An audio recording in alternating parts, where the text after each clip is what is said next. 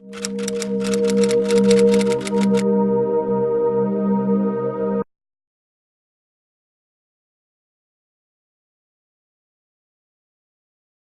año hacemos un viaje un poquito diferente, ¿no? Este año lo que quisimos es visitar Grecia. Fuimos a la comunidad de Salónica en Grecia, donde antes de la guerra había más de 70.000 judíos. Era una ciudad mayormente judía, tan así que el sábado no se trabajaba. Era una comunidad muy influyente, muy afluente, con muchas raíces. Y Grecia tiene raíces judías desde antes, más de 2000 años, todavía antes de Cristo, cuando fue la dominación griega en lo que era Palestina en ese momento. Y una comunidad muy importante era Atenas, pero la más grande era Salónica. Fuimos a Salónica, nada más quedan 5.000 judíos en toda Grecia, de los cuales 2.000 aproximadamente están en Salónica y los otros regados en el resto del país. Encontramos sobrevivientes, platicamos con sobrevivientes, tenemos entrevista con sobrevivientes que obviamente luego te vamos a pasar. Muy interesantes las historias. Casi toda la comunidad de Salónica murió asesinada en Auschwitz, desde abril del 42 hasta finales del 43. De ahí fuimos al país de Macedonia, donde antes de la guerra había 7.000 judíos y hoy en día nada más quedan 200. Pero muy interesantemente, esa comunidad de Macedonia murió asesinada no en Auschwitz, principalmente en Treblinka, por razones de logística alemana y toda la forma que hacían sus transportes. Pero ahí encontramos algo muy interesante. El doctor Michael Berenbaum, junto con la comunidad y el gobierno de Macedonia, acaban de terminar un museo impresionante sobre el Holocausto. Un museo muy bonito. Y ya estamos estableciendo lazos de colaboración con México para poder a lo mejor tener exposiciones itinerantes con México. Y a lo mejor el Museo de Memoria y Tolerancia le interesa trabajar con ello, y el Museo de la Comunidad Ashkenazí con la señora Bronia, ¿no? El de Tuvia Maiz. De Tuvia Maiz, exactamente, su papá. De ahí también viajamos a varias ciudades de Macedonia para ver qué había pasado, como la ciudad de Bitola, que ya no quedan judíos. Fuimos después a Kosovo, en el nuevo país que se independiza en 2010, donde fueron también víctimas de ataques serbios durante la guerra de los Balcanes de 1999 hasta hace pocos años, donde también se cometieron crímenes contra la humanidad, ¿no? Ahí no hay judíos, que supiéramos no había judíos ya. De ahí volamos otra vez a Polonia y a Ucrania. En Polonia fuimos a la ciudad de Varsovia, donde acaban de inaugurar el museo más impresionante que he visto en cuanto a la historia de los judíos de Polonia. Es un museo que costó 100 millones de euros, financiado la mitad por el gobierno polaco, otra parte por organizaciones judías americanas, otra parte por el gobierno alemán y otra parte por donaciones privadas polacas y corporaciones. Es un museo en que se va a dedicar, no es un museo del Holocausto, no es un museo de memoria, es un museo que quiere documentar la historia de 900 años de los judíos en Polonia. Impresionante. Está exactamente enfrente del monumento al Holocausto del famoso no sé si es arquitecto, escultor polaco, Rapoport, que también tiene una réplica en la plaza de Yad Vashem.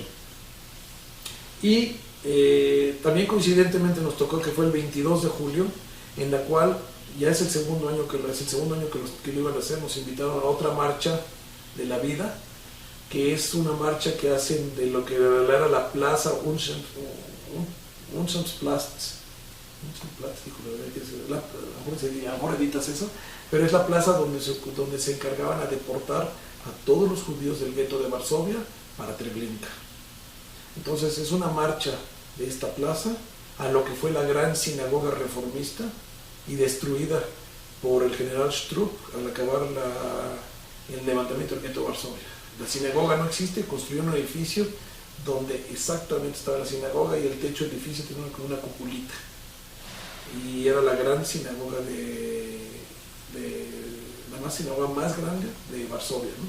Entonces marchamos como 2.000 o 3.000 personas de esta plaza a donde era la sinagoga. Cada año es el 22 de julio de 1942. Había rabinos, me imagino que había gente en la embajada de Israel porque estaban presentes muchas autoridades del gobierno y de la ciudad de Varsovia. También ahí conocimos a una organización que se llama el Taub Center for Renewal of Jewish Life en Polonia. Llevan 20 años trabajando en Polonia. Está financiado por un millonario judío de San Francisco, el señor Taub, en la cual hay varios americanos y varios judíos y no judíos de Polonia trabajando en este centro. Ya tienen sinagoga, tienen un kinder. Su misión es hacer renovación de la vida judía en Polonia. Y están haciendo un trabajo fascinante. Algo muy curioso de este viaje, que es la tercera vez que vamos a Polonia, que lo que encontramos fue más espíritu de vida que espíritu de muerte. O sea, generalmente los viajes a Polonia, cuando vamos todos, es para ver campos de exterminio, guetos, la muerte y el pasado. Aquí fue una combinación, obviamente, de la parte de lo que es solo de la Shoah, Holocausto, pero todos los esfuerzos que están haciendo por renacer la vida judía en Polonia, como el museo, como este centro. Y también tienen un centro de genealogía, el Genealogy Research Center, para que todo judío del mundo que tenía familiares en Polonia les hable con ellos, les diga su apellido, y ellos se encargan de ayudarles a buscar trazos de su familia en Polonia. Posteriormente fuimos a la ciudad de Lublin, donde está el campo de Majdanek, que obviamente hicimos otra visita desde otro punto de vista, pero también ahí encontramos una organización que se llama Grama Brodska, que se encarga ahorita en Lublin del renacimiento y recopilación histórica de toda la judería, todos los judíos que estuvieron viviendo en Lublin. Fuimos al viejo gueto, a la calle Sidowska, fuimos donde estaban los templos, y tienen en este centro de documentación fotografía de Lublin de esa época, y le están dando nombre y cara a cada casa que había de la época en la ciudad de Lublin. Impresionante.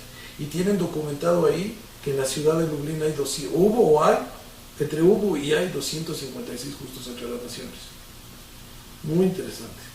De ahí manejamos al campo de Sobibor, campo de exterminio de Sobibor, muy cerca de la frontera con Ucrania y Bielorrusia, de Ucrania, en el cual no existe nada del campo, existe un museo, pero es un bosque chiquito, en la cual mataron más de 400,000 personas. Y en este campo de Sobibor, famoso por la película Escape de Sobibor, existió de 1942 hasta octubre del 43, 13 de octubre del 43, donde fue la rebelión. Y lo interesante del campo es que no hay nada. Y a la vez que no hay nada, sientes un silencio mortal, porque aquí, como es tanto silencio, y piensas que aquí están enterradas 400,000 personas, ¿no? Y están en mitad de la nada. Solo puedes llegar con GPS ahí, básicamente. Luego viajamos de ahí a un shtetl, que el centro que básicamente está siendo renovado por gente no judía. Claro, a lo mejor hay dinero judío de algunas organizaciones como Joint Distribution, Lauder y todos ellos, que están poniendo dinero para renovar comunidades en toda Europa, pero este renovaron un shtetl completamente. Y es un nombre que creo que se llama Shevchenko, para pronunciarlo son como 15, 16 letritas juntas, ¿no? Pero está impresionante el shtetl, cómo lo están renovando, la sinagoga y todo, o sea, y está cuidado por gente no judía. Es más, durante toda la semana que estuvimos fuera del Taub Center, solo conocimos 2 judíos que cuidaban o trabajaban para el renacimiento de la vida judía en Polonia. Encontramos muchachas que saben hablar yiddish, hebreo, mucho mejor que yo, y estudian en la facultad, en alguna universidad, 4 años de literatura y educación en hebreo. Están haciéndose bastante populares, por lo visto. Fuimos de ahí a la ciudad de Zamość. Zamość fue un centro cultural, un centro importante judío, en la cual la sinagoga que había sido destruida por los nazis, la otra vez la renovaron. Preciosa la sinagoga, como vas a ver en las fotos, ¿no? De ahí viajamos al sur, todo el sur de Zamość, que es al campo de Belzec. Es otro de los campos de exterminio, donde asesinaron a 500,000 personas en aproximadamente 13 meses. La mayor parte de las comunidades vecinales de Belzec, Zamość y todas ellas, fueron llevadas a Belzec y la ciudad, casi todos los judíos de Lvov fueron asesinados en Belzec. Es un campo de exterminio que creo que tiene 200 metros de largo por 100 metros, donde se exterminaron más de 500,000 personas. Manejado nada más por alrededor de 100 oficiales nazis y ucranianos, y lituanos, y toda la gente que colaboraba con ellos, ¿no? Pero creo que en este caso eran más ucranianos. Y hay un museo, un memorial hecho por el doctor Michael Berenbaum, y un museo hecho como si fueran 3 vagones de ferrocarril, también que vas a ver en las fotos. De ahí cruzamos de una manera medio aventuresca a Ucrania, en la ciudad de Lvov. ¿Por qué aventuresca? Porque primero no te dejaban meter el carro, no nos dejaban llevar el carro. Entonces, para poder entrar, no te dejan cruzar a pie tampoco. Entonces tuvimos que pedirle aventón a una camioneta que estaban varios ucranianos para que ellos nos pasaran, porque si no, no puedes pasar ni en carro ni llevar tu carro, tenías que agarrar un camión, pero ya el camión ya ni siquiera lo teníamos la hora. Pues tardamos en cruzar 2 kilómetros de frontera en aproximadamente 10 horas, lo que tardas en cruzar por la frontera, por tanto relajo que hay entre el mundo. Ahí se acaba la comunidad europea, y entre ucranianos y polacos que no se confían, y bueno. Y visitamos la ciudad de Lvov, donde antes de la guerra había 130,000 judíos. Era una ciudad, más de 30% eran judíos, había decenas de sinagogas. Hoy no queda nada. Nada, no hay judíos, no hay nada. O sea, hay nada más lo que eran, lo que fueron. Y bueno, quedan unas cuantas familias que no se sabe si de verdad son judíos o no son judíos, pero que medio practican, pero no hay rabino. O sea, está muy abandonada la ciudad en cuestión de judíos. Pero es una ciudad preciosa, es una ciudad que fue una ciudad muy importante en la época de los zares, Lvov. Estuvimos ahí 2 días y vimos todo lo que fue la ciudad, toda la parte judía, todo lo que fue el gueto, cómo exterminaron a la gente, se la llevaron todas a Belzec, y otra gente en las áreas vecinales a Lvov también llegaron a sumar a otros 50,000 personas y todos los ejecutaron, ¿no? Regresando de Lvov, también otra vez otra aventurita para cruzar, ¿no? También ahí nos tardamos menos porque sí tomamos un camión, pero interesante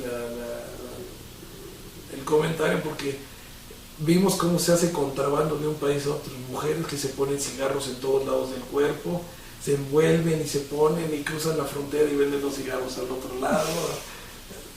Pero divertidísimo ver eso. Y de ahí cruzando a Polonia, manejamos a Kielce. Kielce era es una ciudad pequeña, una ciudad moderna hoy en día. Es una ciudad pequeña que en julio de 1946 sucedió un pogrom. Fue un año después de la guerra. Todos los judíos que regresan, que había como alrededor de 100 judíos en Kielce, una noche deciden, porque desaparece un niño, le echan la culpa que fueron los judíos los que hicieron. Los obreros de una fábrica se empiezan a enaltecer y a provocarlos, y salen a las calles y matan a 46 judíos. Eso fue el parteaguas, porque después de la guerra había 3.3 millones de judíos en Polonia. Regresan cientos de miles todavía sobrevivientes, regresan a Polonia a ver qué pueden recobrar. Obviamente mucha gente llega a sus casas que están ocupadas por polacos y los mandan a volar. Empieza la época comunista, donde nadie reconoce la propiedad, expropiación de propiedades. Y después de este pogrom se empiezan a dar mucha gente cuenta que Polonia no es para los judíos. Entonces empieza la primera ola de inmigración de judíos de Polonia a Israel y a Estados Unidos, principalmente Israel. Y unos años después, con Nikita Khrushchev, como que se avisa que iba a haber un segundo pogrom, que no se logró, no lo hicieron, y salen más judíos. Y por último, la última ola de judíos sale en 1968, y hoy en día quedan en Polonia, según dicen, 10,000 judíos. Muchos reconocidos por la comunidad, creo que están en un poquito menos de 5,000, y otros que entre que sí son y que no son, y otros que no hablan por miedo todavía, y otros que son muy asimilados. Pero lo interesante aquí es de que ahí tuvimos una entrevista con un activista no judío, que él es el que donó y él es el que trabaja hoy en día para el memorial del pogrom de Kielce, y él es el que está constantemente activo para que las relaciones entre judíos y no judíos se mejoren, ¿no? De ahí también, de ese pueblo, es también el famoso polaco, que fue el que avisó al gobierno en el exilio de Polonia las primeras noticias de exterminio, que se llama Jan Karski. Entonces, eso ya tiene una connotación histórica muy interesante y que está básicamente manejada todo el activismo pro-judío por no judíos. Es otro también muy interesante que nos dimos cuenta en Polonia, qué tan importante hoy en día para muchos no judíos es el aspecto judío o la huella que dejó el judaísmo en 900 años de historia de Polonia, ¿no?